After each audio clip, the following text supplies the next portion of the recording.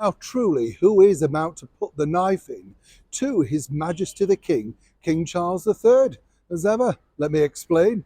Hi, good morning. Neil Sean here. Nice to see you today. And as ever, thank you so much for joining me. I just wanted to share this particular story with you. Also, by the way, we'll have a wave. Yes, we'll have a wave. Bit sort of starting to lightly rain here right now. Yeah, I don't know if you can see that. Yeah, not heavy rain, but you know, that sort of light rain. It's annoying you, soaks you eventually, doesn't it? So I won't be too long. I know you're going to tell me off, I can tell. By the way, did you know on this day in 1941, a BBC radio show was created quite literally by its creator, Roy Pomley, when he was going to bed one night and he thought, this is quite a good idea. He batted it around to his wife and then quite literally he went into the BBC the day after. Can you imagine doing this today?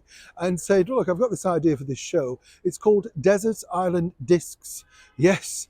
And literally the following January, the show was on air and it's still running today and has had, of course, royal patronage too in the form of the wonderful and late Princess Margaret, who thoroughly enjoyed her experience on the programme. As I told you once before, I believe that Her Majesty the Queen was quite keen on the idea, but then pulled out sadly at the last minute. Simply didn't want to be interviewed. It's a way to go in many respects, remains an enigma. Back as ever, though, to your royal story of the day. Now, look at this. Isn't this magnificent, quite frankly? I think this is so believable. Can you believe that this is actually a cake?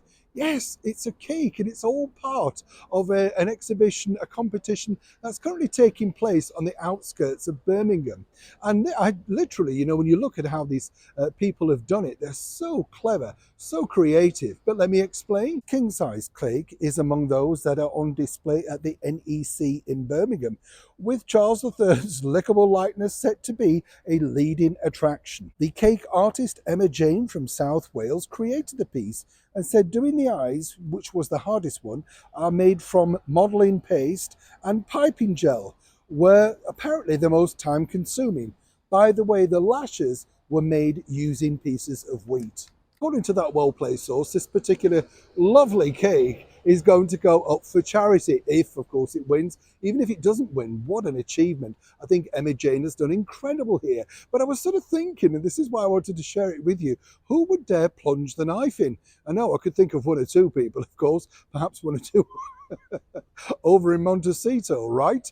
But I think what's more interesting is it's a work of art, isn't it? You wouldn't want to ruin it. And according to Emma Jane, it's a very light sponge, very delicate flavour, and a little bit Moorish. Now, when a lot of people are criticising, of course, recent portraits of His Majesty the King, King Charles, to me, I think this is one fine, edible sort of looking portrait.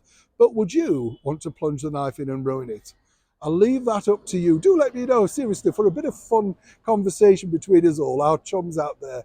Would you want to ruin this? I think it'd be too hard to do, wouldn't it? Yeah, I just wouldn't dare. Let me know. Like and share in the comments below. Neil Sean in the very heart of London.